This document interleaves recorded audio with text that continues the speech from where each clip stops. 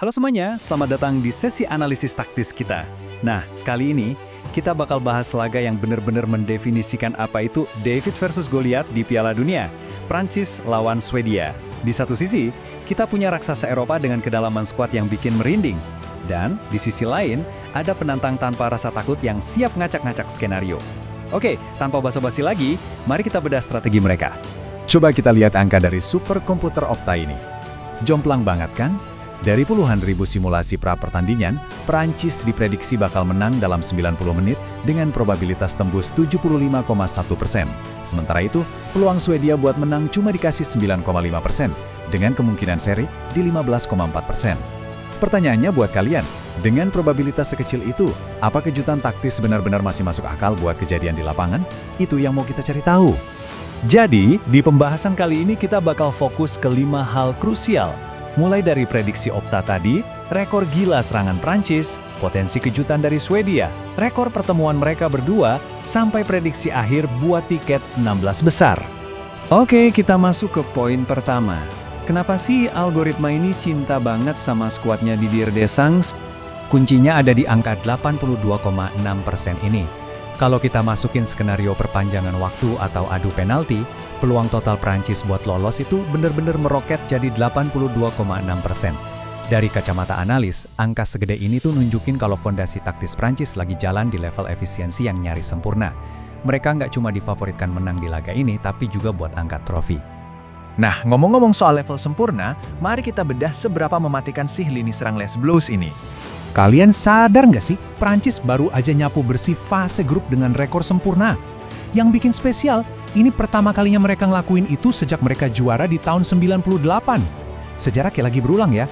Terus yang bikin makin ngeri dari sisi taktis, mereka konsisten nyetak minimal 3 gol di 4 laga Piala Dunia terakhir mereka. Benar-benar mesin gol yang lagi on fire. Terus siapa dalang utamanya? Angka 5 ini jawabannya. Ini bukan sembarang angka ya. 5 adalah total gol yang lahir langsung dari hasil kerjasama antara Kylian Mbappe dan Ousmane Dembele di ajang Piala Dunia. Kombinasi 5 gol dari duo Prancis ini ternyata rekor terbanyak sejak tahun 1966 loh. Mereka sekarang berdiri sejajar sama legenda top Eropa kayak Sarmac dan Lato dari Polandia, atau duet maut Jerman, Klose dan Ballack. Bayangin aja kalian jadi bek Swedia. Gimana coba caranya nutup dua pelari super cepat ini di kedua sayap secara bersamaan? Pusing pastinya. Dan kalau kalian mikir Prancis gampang goyah di fase gugur, coba cek data ini. Sejak 98, sukses rate mereka itu nyentuh 83%. Mereka cuma pernah tersingkir 3 kali. Di final 2006 lewat penalti, perempat final 2014 di waktu normal, dan final 2022 lewat penalti lagi. Artinya apa? Ngalahin Prancis di waktu normal 90 menit itu prestasinya luar biasa langka dalam 2 dekade terakhir. Tapi, tunggu dulu. Sepak bola kan mainnya di lapangan hijau, bukan di atas kertas. Gimana dengan potensi kejutan dari penantang kita? Skuad Swedia asuhan Graham Potter. Deschamps emang punya daya ledak, tapi Graham Potter merespons dengan tim yang main tanpa rasa takut. Swedia sukses nyetak 7 gol di fase grup. Kenapa ini penting? Karena ini jumlah gol tertinggi mereka di fase grup sejak tahun magis 1994. Jadi Potter nggak datang ke sini buat sekedar parkir bus, mereka benar-benar punya kapasitas buat ngelawan api pakai api. Pusat dari daya ledak Swedia ini ada di Viktor Gyökeres. Coba kita bandingin sama legenda masa lalu. Di fase grup ini aja, Gyökeres udah ngelepasin 11 tembakan dan nyiptain 8 peluang matang. Angka playmaking dan instingnya ini bikin dia jalan di track yang sama persis sama ikon kayak Ralf Edström atau Thomas Brolin. Gyökeres ini bukan cuma finisher, tapi focal point yang bisa mancing back sekelas Saliba atau Upamecano keluar dari zona nyaman mereka. Oh, dan jangan lupain Anthony Elanga. Pemain sayap gesit ini lagi dapat momentum yang pas banget. Dia udah cetak gol di 2 laga terakhir. Kalau dia bisa jebol gawang Prancis hari ini, dia bakal masuk klub eksklusif pemain Swedia yang nyetak gol di 3 laga beruntun, nyamain nama-nama besar kayak Martin Dahlin. Ancaman nyata dari sayap Swedia ini jelas nggak bisa diremehin pertahanan Prancis. Sekarang, mari kita mundur sedikit dan lihat bagaimana sejarah head-to-head antara kedua negara ini. Dari total 24 pertemuan, Prancis emang kenyataan lebih dominan. Mereka pegang 12 kemenangan, sementara Swedia menang 6 kali dan 5 laga sisa imbang. Di atas kertas, sejarah memihak Prancis.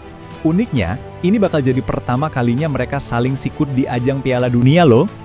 Tapi, nah ini ada tapi yang lumayan besar. Coba ingat-ingat, Kapan terakhir kali mereka ketemu di turnamen besar? Yap, di Euro 2012. Dan tebak siapa yang menang? Swedia sukses ngebungkam Prancis 2-0.